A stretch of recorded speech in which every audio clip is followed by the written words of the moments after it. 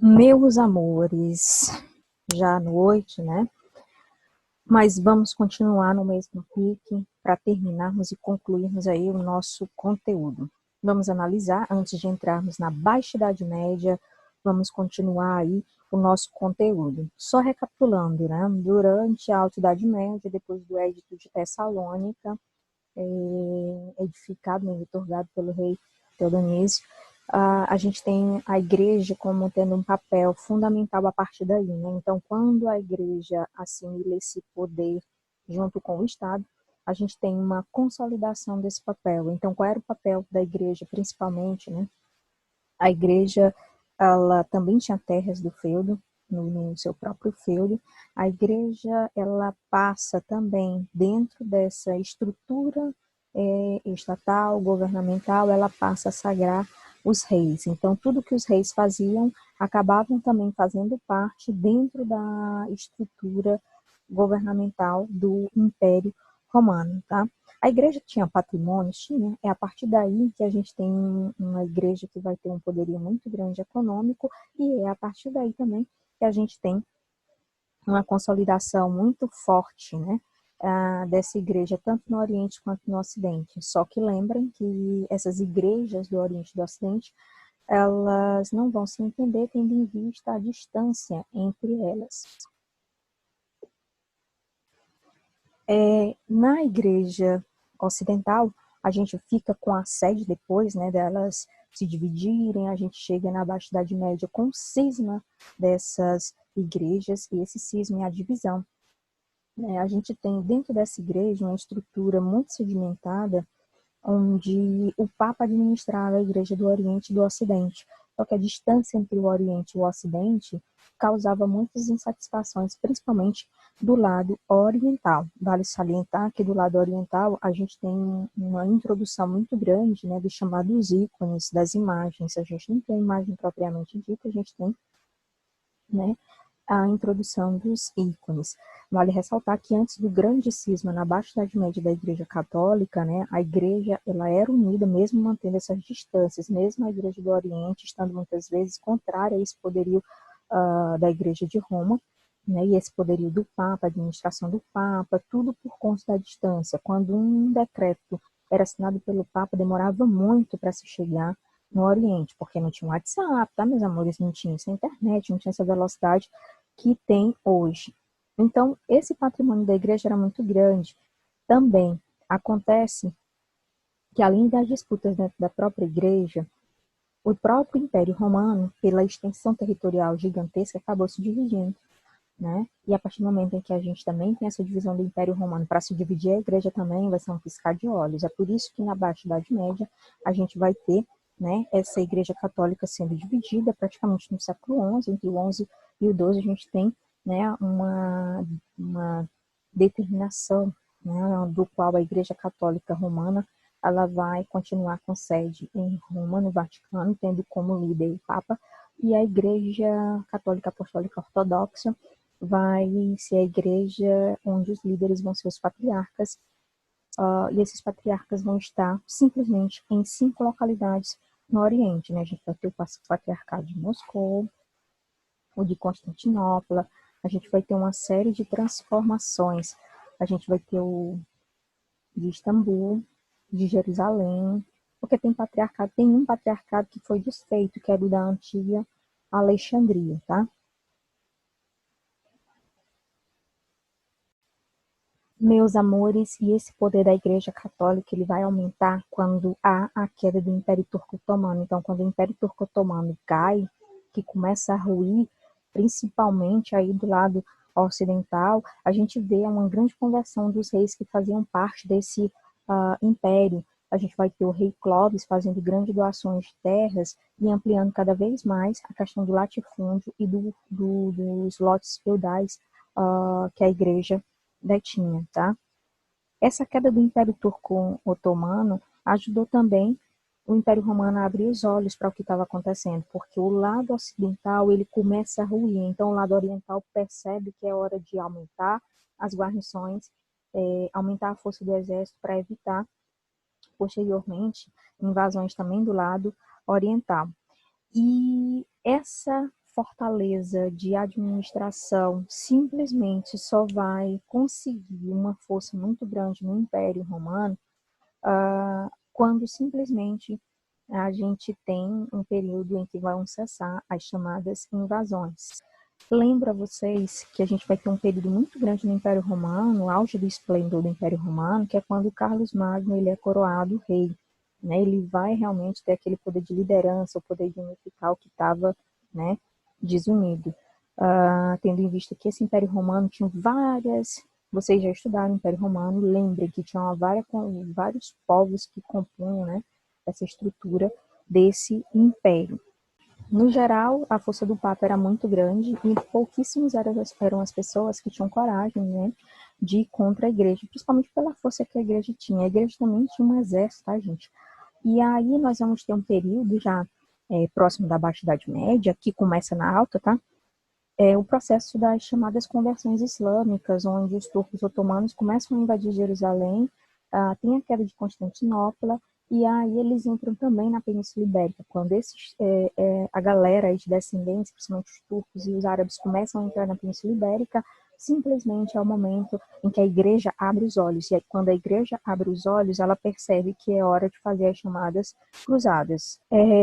E é por conta das cruzadas que vocês têm que lembrar o seguinte: as cruzadas são muito fáceis. As cruzadas foram guerras religiosas ou batalhas religiosas que envolveram cristãos e muçulmanos ou islâmicos pela posse ali do território de Jerusalém e, ao mesmo tempo, tentar reconquistar as terras ou simplesmente, né, aquele processo de dominação que os islâmicos tinham feito de conversão lá na Península Ibérica. Então, os cristãos fazem as cruzadas com o objetivo de retomar Jerusalém, que estava sob o domínio dos islâmicos, e simplesmente retornar, né, o laço cristão que tinha na Península Ibérica. Lembrem, Península Ibérica, Espanha e Portugal, tá bom? Vamos aí para um vídeo sobre as cruzadas.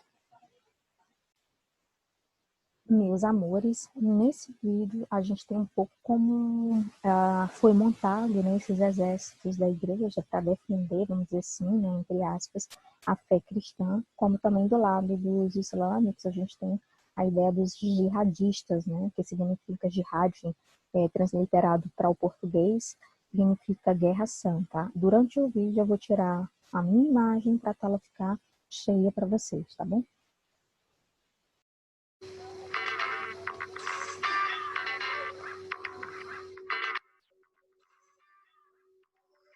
Sejam bem-vindos ao Nerdologia de História. Meu nome é Felipe Figueiredo, formado em História, colunista, podcast, youtuber e professor. E descubra que o Papa comandava os próprios soldados nessa Nerdologia sobre os exércitos e reinos dos papas. O Papa é hoje uma pessoa que, quando pensamos, raramente será em um contexto de grandes conquistas militares, comandar exércitos ou mandar em um reino. Na maior parte da história, entretanto, isso foi bem diferente e mudou faz pouco tempo. Na tradição católica, Pedro, o apóstolo, foi o primeiro Papa. Por cerca de 300 anos, o cristianismo foi clandestino no Império Romano, com diversos momentos de perseguição. Isso dificultava o estabelecimento de um patrimônio da igreja, mas dava um jeitinho. Terrenos e casas que eram, na verdade, da igreja, eram registrados como posse de clérigos ou fiéis. Com o reinado de Constantino, o primeiro imperador que se converte ao cristianismo, a religião é oficializada e o patrimônio da igreja é regularizado. O imperador chega a doar um palácio para servir de residência do Papa, o Palácio de Latrão, que existe até hoje. Quando o Império Romano do Ocidente cai, a península da Itália fica politicamente frágil, com vários grupos disputando o controle da região sem uma autoridade central. Ao mesmo tempo, por séculos, o patrimônio da igreja cresceu, que era chamado de Patrimônio de São Pedro. No início do século VI, a igreja era a maior proprietária de terras da Itália, e, embora existisse o imperador em Constantinopla, na prática, o Papa era a única autoridade amplamente respeitada pela população, especialmente na cidade de Roma e arredores. E respeitado não apenas do ponto de vista espiritual, mas para a administração de temas cotidianos, no que era chamado de Ducado de Roma. A região era cobiçada pelo imperador de Constantinopla, que afirmava ser o legítimo monarca daquelas terras, e também pelos lombardos, germânicos que vieram do norte. Essa situação dura até 754, quando os francos, liderados por Pepino, o Breve, coroado rei pelo Papa, derrotam os lombardos.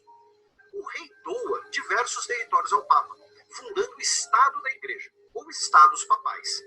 Em 781, Carlos Magno formaliza essas fronteiras e, em 800, é coroado imperador pelo Papa. Agora o Papa, além de ser a maior autoridade espiritual do cristianismo, era também o líder de um reino.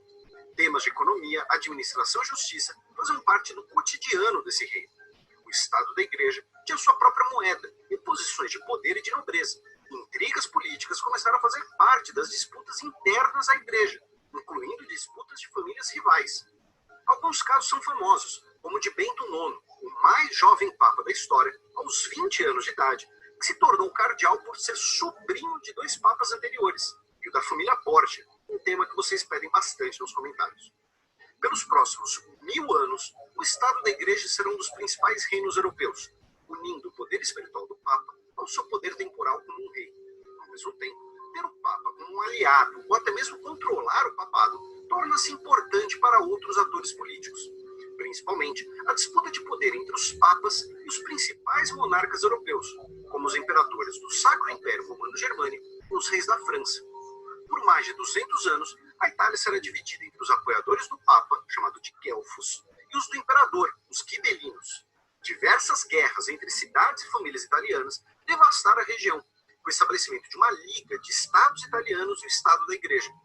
Por séculos, as ligas italianas, as forças germânicas e a França continuaram a travar guerras. Em 1527, Roma foi saqueada pelas tropas do imperador e o Papa foi tomado como prisioneiro. E alguém não se envolve em tantos conflitos sem ter um exército. E esse também foi o caso dos papas.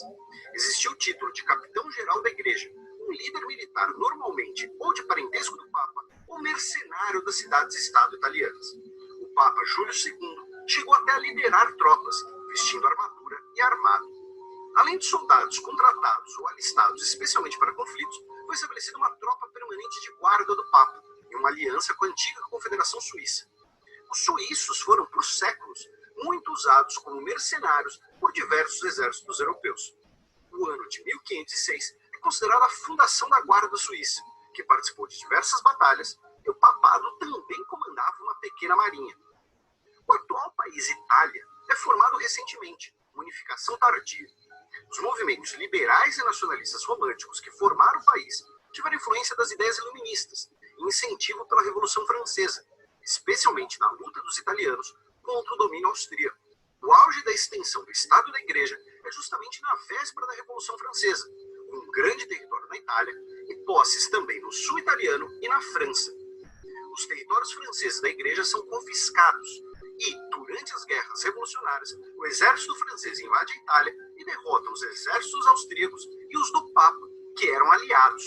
Durante a guerra, Napoleão se proclama rei da Itália, a primeira vez em séculos que esse título é usado. Além disso, ele revoga a doação feita por Carlos Magno 1000 anos antes e determina a anexação do reino papal, e as pessoas da região pela primeira vez não são governadas pelo reino do Papa. Após as guerras napoleônicas, as potências europeias restauram os territórios da Igreja na Itália. A ideia de uma unificação italiana, entretanto, continuava com força, e o Papa torna-se um ator político importante nesse processo. Os defensores mais moderados da unificação temiam que ter o Papa como inimigo era arriscado e podia alienar boa parte da população católica. Já os mais exaltados defendiam uma república secular e, se necessário, a conquista do Estado da Igreja. O Papa não apoiava abertamente a unificação italiana, temendo perder seu poder secular e entrar em conflito com seus aliados austríacos, que dominavam o norte. Nesse período, as tropas do Papa reprimiram diversas revoltas populares pela unificação. Ao mesmo tempo, para satisfazer os iluministas, o papado tenta modernizar o reino, uma proposta de constituição secular e reformas administrativas. E por precaução, também a expansão dos exércitos da Igreja. Durante as guerras napoleônicas, já tinha sido criada uma cavalaria, e agora unidades de guarda e de zuavos, um tipo de infantaria leve. Em 1860, uma expedição militar de Garibaldi derrota os exércitos do Papa e anexa a maior parte do reino papal ao reino da Itália, que foi proclamado em março de 1861. Na época, o papado passava por uma crise de prestígio por causa de um escândalo envolvendo uma família judia. Com o anúncio do novo reino, Roma foi anunciada como capital, só tinha um problema: ela não fazia parte dos domínios italianos. O papado aceitava negociar e ganhou um novo aliado, o católico Napoleão III da França. Em 1867, uma nova expedição de Garibaldi para conquistar Roma é derrotada pelos exércitos do Papa e da França. 3 anos depois, entretanto, as tropas francesas que defendiam Roma são retiradas da cidade devido à Guerra Franco-Prussiana. Com isso, os italianos oferecem um acordo para o Papa, que não aceita e afirma que irá resistir a qualquer presença de soldados italianos em Roma. A Itália então ataca Roma e a conquista da igreja, derrotando os exércitos do Papa. Agora o Papa vai aceitar a derrota, certo? Nada disso. O Papa se declara prisioneiro no Vaticano e todo ano vai pedir ajuda aos líderes católicos do mundo, dizendo que sua cidade está ocupada por um exército estrangeiro. Essa situação somente será resolvida 4 papas depois, em 1929, quando talvez alguém que você conheça já era nascido. É assinado o Tratado de Latrão, o mesmo palácio que Constantino deu de presente ao Papa, em que a Itália indeniza a igreja pelos territórios e reconhece a cidade do Vaticano e outros palácios como território da Santa Sé. Importante, Vaticano é o nome do território. O Papa é o chefe de Estado da Santa Sé. E a Guarda Suíça continua existindo. E não são só uniformes históricos e armaduras. Também são soldados muito bem treinados e armamento moderno e juraram defender o Papa com a própria vida. E, ao contrário do que diz a lenda, Michelangelo não desenhou os uniformes.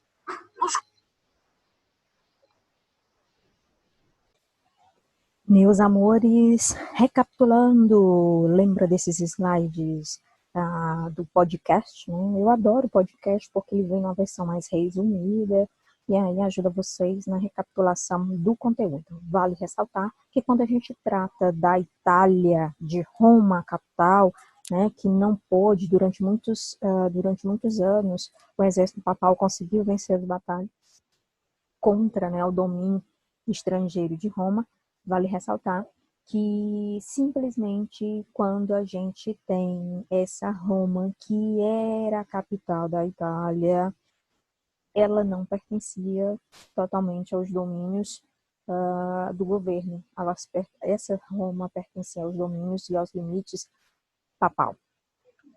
E aí vocês viram, né, o vídeo bem direitinho aí. Só que esse momento em que no vídeo trata especificamente da criação, né, do Tratado de Latrão, esse Tratado de Latrão é na Revolução Fascista de Mussolini, quando simplesmente Mussolini percebendo que não tinha como bater de frente com a igreja novamente pela força que ela tinha, ele resolve indenizar o Papa, que na época era o Papa, se eu não me engano, Paulo Pio XII.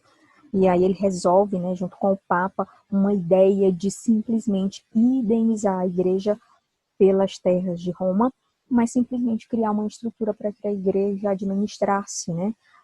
E aí cria-se o Estado do Vaticano nesse acordo entre Mussolini e o Papa da época, tá?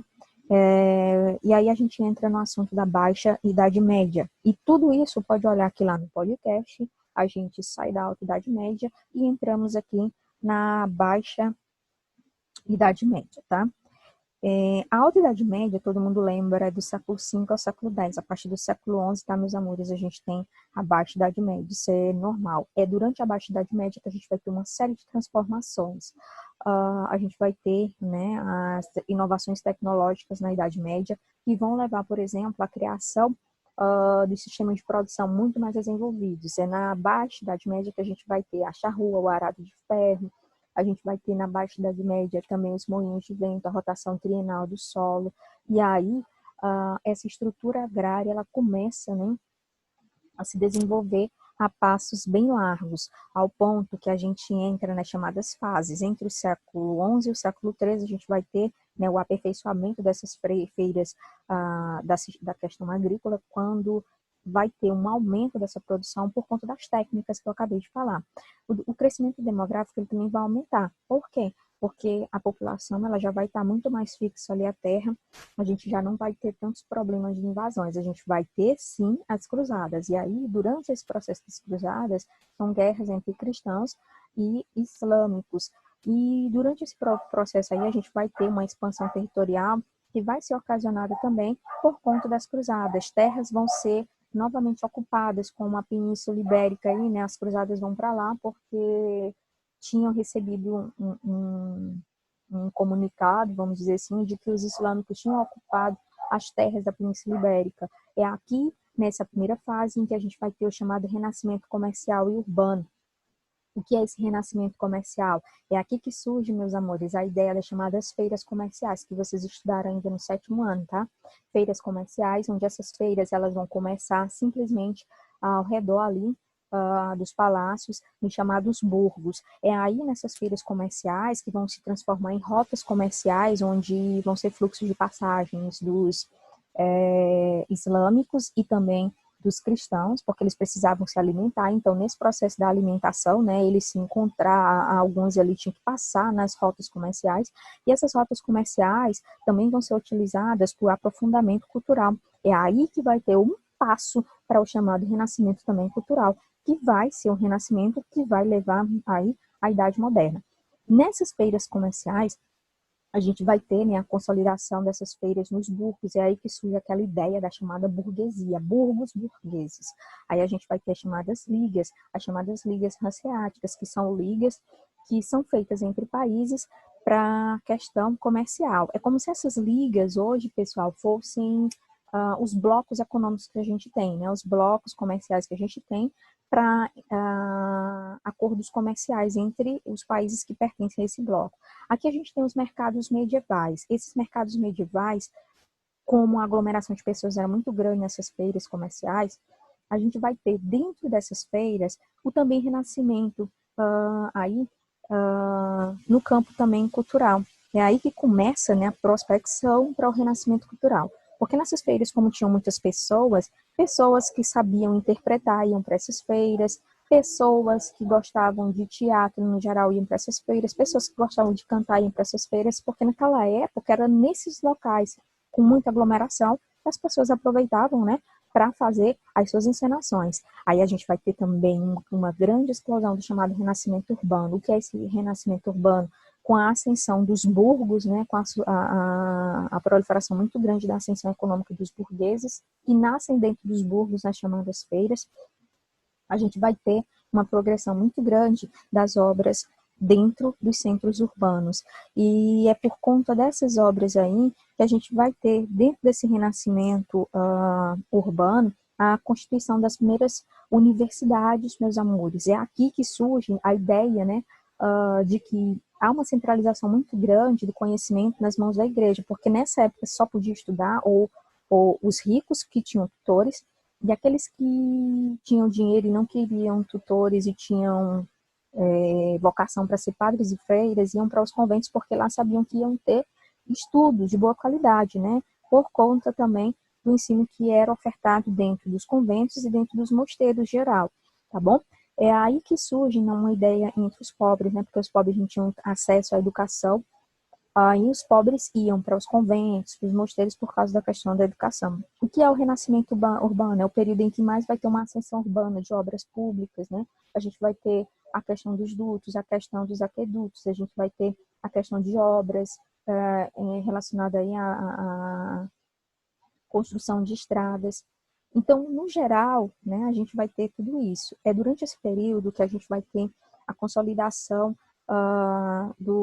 desse renascimento com a constituição das universidades, tá? A gente vai ter a Universidade de Coimbra, a Universidade de Bolonha, a Universidade de Oxford, a Universidade de Cambridge. A gente vai ter uma série de universidades aí espalhadas pela Europa, tá bom? E a de Coimbra, por exemplo, em Portugal, é uma das mais antigas, certo? Como a Universidade de Oxford, na Inglaterra, que é essa que está produzindo a vacina, aí, que inclusive vai ser testada aqui no Brasil. Não sei nem se já começou, tomara que dê tudo certo, gente. Vamos torcer.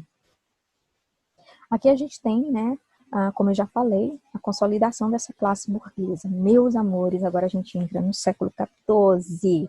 E o que foi esse século XIV? Gente, por favor, o século XIV foi o século da... Lembra que os séculos anteriores a gente tem uma certa expansão comercial. Aqui a gente vai perder muita coisa, gente. O que a gente ganha lá, a gente perde aqui. A gente vai ter uma fome desenfreada. Por que vai ocasionar essa fome? Gente, na França, havia uma grande proliferação de pessoas no campo. A França era agrária, todo mundo lembra, né? E aí a gente vai ter problemas relacionados, né, no campo, as chamadas revoltas camponesas. E por que houve essas revoltas? Né? Porque as pessoas do campo se sentiam muito lesadas na França. E as revoltas começam na França, que são as revoltas de Jiquelis. Essas revoltas, o homem do campo começa a protestar contra a opressão que ele sofria nos feudos. E essas revoltas saem da França e vão se espalhando para toda a Europa. E quando a população do campo ela se manifesta, que ela começa a protestar, que esse alastre, essas manifestações por toda a Europa, meus amores, é aí que vai surgir a fome. Claro, o homem do campo não está mais produzindo, ele está protestando, então a produção diminui e a procura aumenta. Então, se a procura está aumentando e não tem produção, a tendência é todo mundo ter um problema de abastecimento, certo? Então, nós temos a grande fome. Para completar, não está completo aqui, né? Está incompleto, ainda vem um balaio de gato terrível, né? A chamada pandemia da peste negra. Essa pandemia aqui, gente, foi terrível. Estimula-se que essa peste negra tenha vindo de navios na época que cruzaram, né, a Ásia em direção, né, à Europa. Talvez navios comerciais, porque aqui a gente tem muita rota comercial. Lembra Renascimento Comercial? E aí essa peste teria chegado nesses porões ou simplesmente nos navios, nas chamadas rotas comerciais. E teria vindo especificamente da Ásia mesmo. A gente não pode dizer, gente, qual país da Ásia teria trazido essa peste. E essa peste em si, gente, ela se propaga, ela é a peste bubônica, ela se propaga pela urina dos ratos. Então, nessas embarcações tinha muita falta de saneamento, né? Muita falta de higiene, e é por causa disso que a Europa vai acabar se contaminando com essa peste. Como nessa época a gente não tem sistema de saúde, a gente não tem pesquisa científica, essa peste começou a se alastrar, e aí o que estava ruim vai ficar pior. Essa peste negra vai acometer o homem do campo. E não só o homem do campo, porque ela não vai escolher cara, não vai escolher cor, ela não vai escolher credo, ela não vai escolher ninguém. Quem ela simplesmente se alastrasse assim, todo mundo pegava, ela não escolhia, entendeu? É uma pandemia que acabou. A gente não coloca tanto como pandemia, porque ela ficou muito ali no eixo da Europa e da Ásia, tá? Mas vamos dizer que ela foi uma grande epidemia, matou muita gente. Mas por que ela matou muita gente? Porque nessa época a gente não tinha sistemas hospitalares, a gente não tinha pesquisa científica, a gente não tinha vacina para nada, o organismo do ser humano não tinha defesa. Então, essa peste negra, uma das características dela, por isso que ela é chamada peste negra, porque ficava algumas pintas, né, pretas pelo corpo. E aí os ricos, com aquela ideia, não, a gente tem que vencer, criaram na cabeça, né, aquelas lendas, talvez, né, porque eles queriam se salvar. E aí eles pegam as chamadas, né, sanguessugas e colocam na pele dali dos ricos, né? Porque eles tinham a intenção de que se a sanguessuga sugava o sangue, a tendência era ela sugar o sangue que estava contaminado pela peste negra. Gente, pelo amor de Deus, né? Vocês sabem que todo mundo aqui é inteligente, sabe que se uma sanguessuga ela pica, você já está com a peste negra. A tendência era o quê? Pela lógica, você se contaminar mais e mais por conta das próprias doenças que são causadas também por essas sanguessugas, que são, né, terríveis. E aí, essa peste matou nobre, matou gente do campo, porque se estava matando os ricos, gente, os nobres, imagina o camponês, né? Então, ficou péssima a situação de desabastecimento. Nesse momento aqui, meus amores, estimula-se na história que um terço da população da Europa tenha realmente morrido por conta dessa peste negra. E aí, para completar, nós ainda vamos ter o problema lá da Guerra dos 100 Anos, que não são só 100 anos, né, somando aí entre idas e vindas, períodos de pausa aí, a gente vai ter uma guerra de 116 anos. Então, essa Guerra dos 100 Anos, volta a dizer, Inglaterra versus França. E por que vai ter essa guerra, gente? Por causa dos domínios burgueses. Os burgueses franceses querem também os domínios burgueses ingleses. Vale ressaltar que esse problema começa, gente, porque o rei da França simplesmente ele vai para uma missão, e aí o rei da França, né, ele vai acabar falecendo. E o que acontece, tá, gente? Ele vai acabar falecendo. Como ele não tinha herdeiro, aí, né, como o rei da Inglaterra era um parente próximo, ele resolve que simplesmente está na hora de unificar os reinos, ou simplesmente ele, como é um parente, não é tão próximo, é um parente distante, ele também tinha direito de reinar ali na França. E aí ele começa naquela ideia, só que os franceses já eram invocados, o francês sempre teve a ideia do sangue quente, né? Os franceses não aceitam. E aí nós vamos ter, principalmente lados da França, os franceses aí burgueses não vão aceitar e expulsam toda essa ideia, né, de que a Inglaterra tente dominar aí a monarquia francesa. É aí que surge, né, as burguesias dos dois países, uma contra a outra. A burguesia da Inglaterra quer tomar os burgos franceses, que automaticamente também quer tomar os burgos ingleses. Então, os países acabam se tornando inimigos e por 116 anos essas guerras continuam assim intensas. Essas guerras só vão cessar quando vai aparecer Joana d'Arc. E eu vou tentar passar a história dela de forma mais sucinta, tá bom? Ainda acontecia, a grande fome matou milhões de pessoas e logo em seguida a peste negra se espalhou, a maior pandemia da história. E mais uma vez, milhões de pessoas morreram.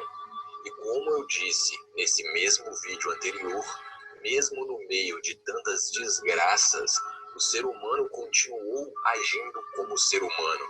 E várias guerras aconteciam, mesmo nesse cenário devastado. Mas a guerra mais importante dessa época foi a que ficou conhecida como a Guerra dos 100 Anos, que na verdade durou bem mais do que 100 anos. Essa guerra foi disputada entre a Inglaterra e a França. E como a maioria de todas as guerras que aconteceram na história, essa também foi por causa de poder e de terras. Acontece que aí no meio da França e da Inglaterra existia a rica e importante região de Flandres, que atualmente é a Bélgica. Essa região tinha um comércio muito rico, lá se vendia e comprava de tudo, principalmente lã. O problema é que essa região pertencia à França, mas quem explorava era a Inglaterra. E quando a Inglaterra decidiu que queria de vez tomar as terras de Flandres da França, os dois reis entraram em guerra. Mal sabiam eles que essa guerra se estenderia tanto que 5 gerações de reis passariam pelos tronos de cada reino até que ela chegasse ao fim. Tudo isso começou em 1337, mas antes de sabermos como terminou, vamos conhecer uma importante personagem e a mais famosa, com certeza, de toda essa história. Ela se chama Joana d'Arc. Joana d'Arc nasceu num vilarejo da França, já no século XV, em 1412, onde a guerra ainda permanecia a todo vapor. A Idade Média durou 1000 anos, do século V ao século XV. Esse século XV é o último da Idade Média, mas Idade Média é sinônimo de Idade das Trevas, e se é Idade das Trevas, a Inquisição ainda existia. Prestem atenção, porque esse é um detalhe importante para o decorrer da história. Joana d'Arc, aos 13 anos de idade, era uma garota ruiva, analfabeta, mas lembrando que não saber ler era normal para a época, e ela era muito religiosa. Cresceu numa família relativamente rica e que sempre frequentou a igreja. E foi nessa idade, aos 13 anos, que Joana d'Arc começou a dizer que ouvia vozes. E essas vozes eram divinas, eram vozes de anjos e outros santos católicos que davam a ela 4 missões ligadas diretamente à Guerra dos 100 Anos. A primeira era acabar com um cerco que a Inglaterra fazia na cidade de Orleans. A segunda era coroar o rei da França. A terceira era expulsar os invasores ingleses de Paris. E a quarta era libertar um duque que estava preso pelas forças inglesas. Numa Europa dominada pela Igreja Católica ainda na Idade Média, era muito os reis darem ouvidos a esses profetas, entre aspas. Mesmo que fosse uma mera criança analfabeta, ainda mais por ela estar trazendo 4 missões que eram todas ótimas para a França. Os religiosos checaram a virgindade da garota, cena bem lamentável de se imaginarem, inclusive, e disseram para o rei que a garota era digna de receber aquelas visões e vozes divinas. Foi assim que Joana d'Arc recebeu uma espada e um estandarte do próprio rei e passou a acompanhar vários exércitos pelas guerras dos 100 anos. Ela passou por diversas cidades, sempre saindo vitoriosa, e sua maior importância nessas batalhas era motivar os guerreiros com palavras de incentivo, fazer aqueles discursos antes das lutas começarem de verdade, para inspirar e tal coisa. E assim, Joana d'Arc acabou com o cerco que a Inglaterra fazia na cidade de Orleans e coroou o próprio rei que tinha aceito ela. Ao completar suas 2 missões, a fama de Joana d'Arc cresceu pela França inteira e até mesmo no reino rival, a Inglaterra. Era difícil achar um camponês que não conhecesse a história da guerreira santa. Joana d'Arc agora rumava para sua 3ª missão, que era libertar Paris. Quando foi derrotada, Joana d'Arc não conseguiu libertar Paris, mas saiu viva. 1 ano depois dessa primeira derrota, em 1430, Joana d'Arc, agora já com 18 anos, foi derrotada pela 2ª vez. Só que dessa vez ela se deu mal. Como eu disse, Joana d'Arc era famosa, então ela foi capturada e vendida para a Inglaterra. É nesse momento que a Inquisição entra na história. Esse quadro, por exemplo, ilustra um cardeal da igreja interrogando Joana d'Arc na prisão. É válido lembrar que nessa época os impérios e reinos eram divididos e tinham problemas entre si, mas a igreja era uma só para todos eles. Tanto que até mesmo religiosos franceses participaram do julgamento de Joana d'Arc. E sim, a igreja tinha um peso enorme nesses julgamentos da época. E adivinhem, pelo visto, a garota só era desejada naquela história enquanto vencia as batalhas, porque no julgamento condenaram ela por 12 motivos diferentes. Entre eles, se vestir como um homem, ou seja, vestir armaduras, e também disseram que as vozes que ela ouvia, na verdade, eram vozes do diabo, e por isso ela deveria ser queimada, e foi isso que aconteceu. Aos 19 anos de idade, em 1431, Joana d'Arc foi queimada numa praça pública, enquanto era xingada pelo povo de herege, bruxa, mentirosa e até prostituta por viver no meio dos homens de guerra. E bem, sobre a Guerra dos 100 Anos, que começou em 1337, ela só foi terminar em 1453, 22 anos depois da morte de Joana d'Arc. A França, apesar de tudo, depois de todo esse tempo, conseguiu recuperar todas as suas terras invadidas e expulsar os ingleses. Foram 116 anos no total de guerra. Dezenas de batalhas onde em cada uma delas milhares de soldados terminavam mortos. As baixas eram muitas. Aquilo já estava gerando crises nos 2 reinos por muito tempo. E talvez até foi melhor para os 2 lados assim.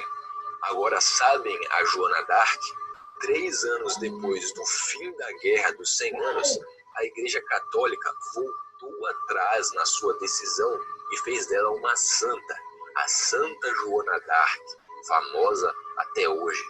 Muita gente diz que a igreja percebeu que estava errada, se corrigiu, etc. Mas sabem qual é a boa da verdade?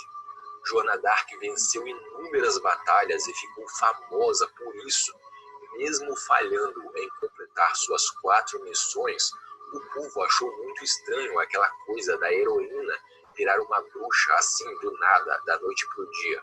Ou seja, o rei da França não queria que sua vitória fosse atribuída a uma herege. A história fica muito melhor com Joana d'Arc sendo uma santa. E foi por isso que, na época, apenas por isso, que a Igreja Católica transformou Joana d'Arc uma santa. Foi um pedido do rei. Enfim, só mais uma das pequenas, grandes mentiras que contam por aí. Enfim, galera, espero que tenham gostado e só... E aí, meus amores, espero que vocês tenham gostado aí do vídeo, né? Uma historiazinha básica. Na sala de vocês eu vou colocar o filme, né? O link do filme. Quem quiser assistir, assiste. O filme que vai remontar muito esse período de guerras. O filme que também tem um outro filme que vai remontar a questão da peste negra. Eu vou colocar os links, e aí quem tiver um tempinho a mais que puder assistir, né? Sinta-se extremamente convidado.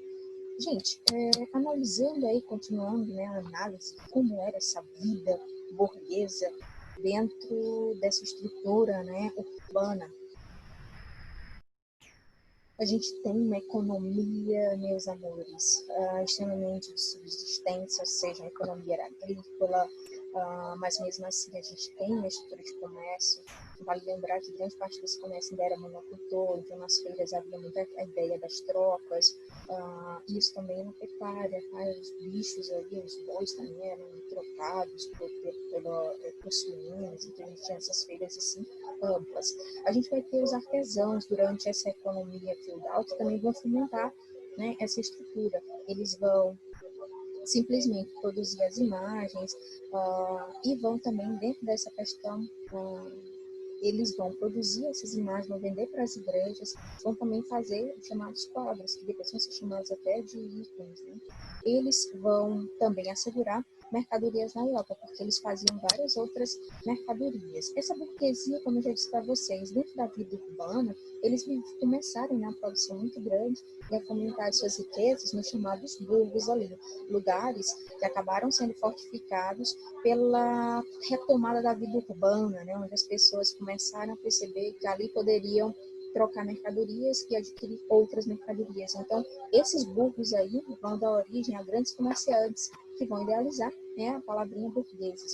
O estilo de vida deles era bem diferente daqueles que viviam no feudalismo. E aqui, gente, nessa Baixa Idade Média, a gente salta da ideia do feudalismo e voltamos, né, para uma nova ideia, a ideia do mercantilismo. Então, as atividades dos burgueses acabaram favorecendo para o declínio daquele modelo feudal, iniciando aí o mercantilismo. E aí os burgos vão surgir em locais estratégicos, locais onde tem muito fluxo de pessoas, fluxo de passagem ali, e aí aos poucos, né, esses burgos vão se transformar em grandes mercados, com as chamadas autonomias. A gente tem o declínio feudal aí, que vai ocasionar por conta da grande prosperidade da Baixa Idade Média. Tá? A Baixa Idade Média, que vai vir com os recursos, avanços tecnológicos, que a gente já falou, que vai expandir também essa produção. O aparecimento dos chamados banqueiros vão financiar, que vão agitar bastante essa Baixa Idade Média. Eles vão surgir aí para financiar, meus amores, os próprios reis. Fala sério, professora.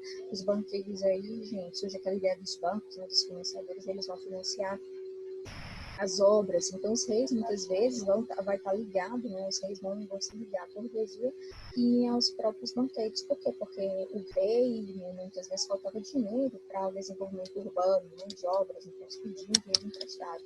E aí, vocês já sabem, as cruzadas que a gente já falou, estavam muito ligadas à questão religiosa, a retomada absoluta da Terra Santa, que estava sob domínio dos grupos otomanos, principalmente dos muçulmanos, né, que a gente fala no geral dos muçulmanos.